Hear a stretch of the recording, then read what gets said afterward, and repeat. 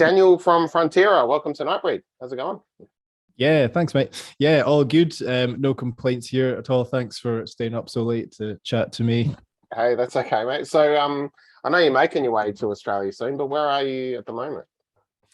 So I'm in Scotland, in the northeast in Aberdeen. So like the desolate, kind of barren northeast where there's not much except cows and sheep. Nice. The perfect place to make some noise, I guess. Yeah, yeah, I Yeah, love it up here. that's cool. Cool. So Frontiera started as a two-person bedroom project, right? How did the two of you first decide, yeah, we want to do this? Yeah, so like Frontier is a bit of like an internet anomaly. It kind of started doing like the kind of transatlantic online band thing kind of before a lot of bands were doing it. So like in 2014, 2015, Ped, the other guitar player, and Chad, the vocalist, Chad lives in America, always has, born and raised. And so yeah, they wrote a record together, Orange Mathematics, and that just like totally blew up on the internet. And so, like, basically, Ped was like, "Do you want to put a band together to play this thing live?" Like, a lot of people have said it kind of can't be done because it's like very like technical kind of music. And we got a festival offer through just as he was kind of like thinking about it. Cool. And then, yeah, off the back of that, there was like a bunch of offers that came through for tours and stuff. And my background is like touring, booking tours, management, TMing, all that kind of stuff. So we kind of just, excuse me, we went straight into kind of headline tours straight off the back of that. And haven't really stopped since. Yeah, like we basically just did our first support show after like 6 years of being a band in July this year, or like first support tour. So we were kind of touring with Suffocation for a little bit, Oh, and Rivers of Nile, and then we had Godmother out with us on the headliners, with them supporting us. But otherwise, it's been very us on our own, and seeing how far we could kind of take it. So it's been a pretty interesting kind of journey. yeah, that's kind of wild. Like, if I read your first gig was the UK Tech Metal Festival 2016, is that right? Yeah, that's it. Yeah. So first show was in front of like 700-800 people, and the five of us hadn't even been in a room together at that point. Our bassist Callum was living in Portugal at the time, so he flew over for like a few rehearsals, and he'd never met Chad until we got on the stage that day. And yeah, it went well. I mean, we'd rehearsed like tirelessly in the UK, so the bones of it were there, but it's progressed a lot from there. I think like there's a video on YouTube of that, and I find it interesting watching some of that back now, because I think the playing and the performance is like way better than it was back then, which you would hope after like 6 years, you know. Yeah, of course. So with rehearsing, are you just like, at home, you're just rehearsing on your own, or are you using some kind of software to jam together when you're not in the same country? So we all rehearse independently, and then we'll kind of like pick some weekends out of the month to kind of get together and do like the full rehearsals without Chad. And then on the lead up to a tour, we'll maybe do a bit more of an intensive bunch of rehearsals, and then we record that and then send it to Chad so that he can kind of like practice to like what the live set would be at home. And then we just get straight to it at the first sound check. We never really do like a band practice with everyone. This Australian tour is a bit different because we've got 3 days before the first show. So we've got like a jet lag kind of like catch up day, and then the second day is like a production rehearsal day, and then the third day is our show day. So and on that day we can still do some rehearsals. So we'll have some time, but I think we're going to be pretty wrecked by the jet lag. So I mean, I don't know how productive it's going to be, but we'll turn up. Yeah, no, that's cool.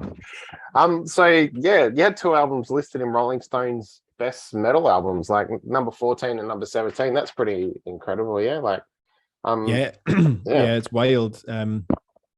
Stuff like that just keeps happening. It's crazy. So yeah, we had Orange Mathematics, and then we had Oxidized as well, or Unloved. I can't remember which way around they were, but Cool. yeah, we have a good friend that works at Rolling Stone, and yeah, he wants to include us in some of that kind of stuff. And like Anthony Fantano as well, like the internet melon head, like he reviewed the record.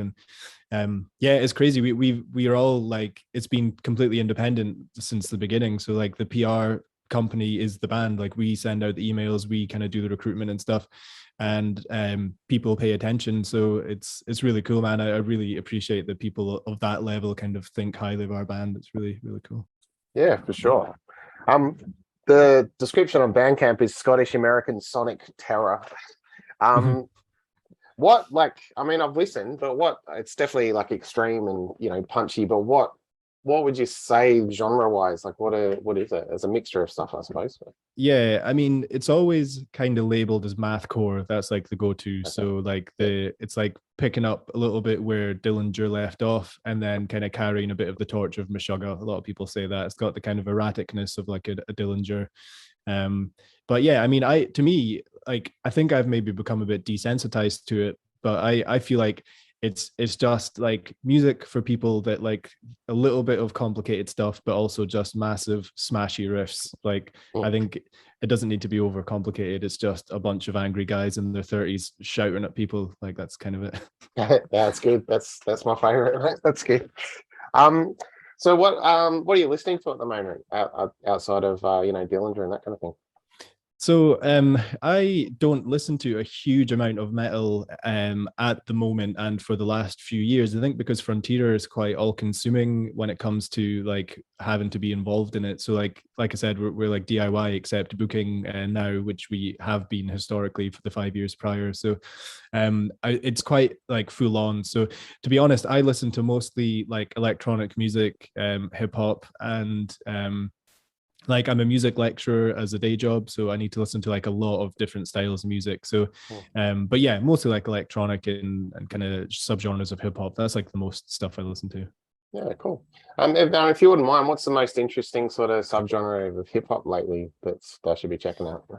So I really like the experimental kind of subgenres of hip hop. So kind of verging more into almost like the jazz world integrated with a little bit of like math kind of stuff. So like the direction that Kendrick Lamar is pushing at the moment, like he has basically thrown the rule book out of the window. Like he'll kind of add tempo changes, time changes, like completely change a song halfway through, do a bit of spoken word, and then like add like a whole kind of like brass kind of line underneath it. Like I love that idea of just rule book out of the window. So any of the experimental styles I really like. John Bapp is like an artist that I really like as well, because it's basically like free form jazz under the kind of umbrella of hip hop. It's pretty expressive and kind of out there. Yeah, cool. Sweet. Yeah, we mentioned Oxidized earlier, October 2021. Since the beginning, do you think there's been a change in your writing approach, like the way you guys put songs together? Yeah, I think so. I mean, Ped and Chad are the excuse me, sorry, I'm just getting over a bad cold. That's cool. Oh dear. Yeah, like Ped and Chad are the main writers, and they give us a lot of involvement in terms of like feedback and what we think about kind of styles of songs and like overarching sort of ideas for records. And the main kind of difference, I suppose, now is that Orange Mathematics was kind of written as like a real like statement record. Like it was meant to be out there to like shock, and it definitely did that. And Ped, I think, has been trying to like introduce a little bit more of like how can we let people in a bit more, because that record was an endurance test. Like I can't even get through it from start to finish. So like as we've progressed, there's a bit more melody, a little bit more kind of like soundscape introduction, a little bit more bigger picture, like can this work on a big stage instead of like in a secret club in a basement, you know? So it's definitely opening up a bit more. Certainly not commercial by any means, and certainly not like a radio friendly thing. It never will be, but there's elements of it where you could start to see an average metalhead being like, oh cool, I quite like that, instead of it being like elitist, which sometimes unfortunately the fan base has a tendency to be like that in subgenres of metal. Not our one, but sometimes. Yeah, sure. Yeah, that's cool. So coming to Australia soon, have you been over this way before? Like even just outside of the band?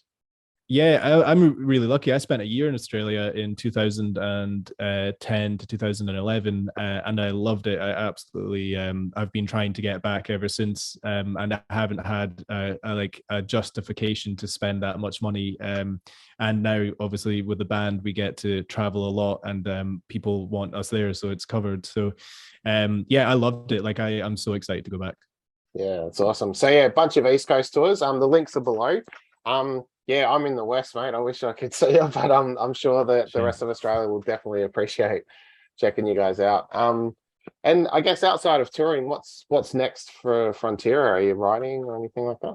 Yeah, so Ped has most of the next record written, and it's just kind of like thinking about where we want it to go and what the kind of bigger goals for the band are, because it's like, we want to make sure that every time we do something, whether it's a tour or a video or a record, that we're kind of touching like new territory when we do that. And like, to me, there's nothing more sad than like wheeling out a guy in his 50s that's just like, he's cashed in on his band's thing, and we're not getting any younger. So I want to make sure that like we're making something that's a good contribution every time. So working on the new record, making some plans for next year as well, because like you'll be aware obviously that with Brexit in the UK and all the mad political shit, that it's kind of like it's very difficult for us to tour outside of the UK now, like unfortunately, because of Brexit, we need to spend so much money to tour in Europe now that it would shock a lot of people knowing that. So it's just like,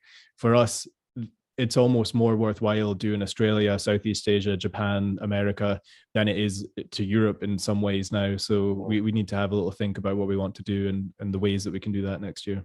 Yeah, awesome, cool. I'll look forward to what comes next, Daniel. Thanks heaps for your time, and good luck in the tour, man. I'm sure you have a blast. Yeah, awesome. Appreciate it, Ben. Cheers, man. Thanks a lot.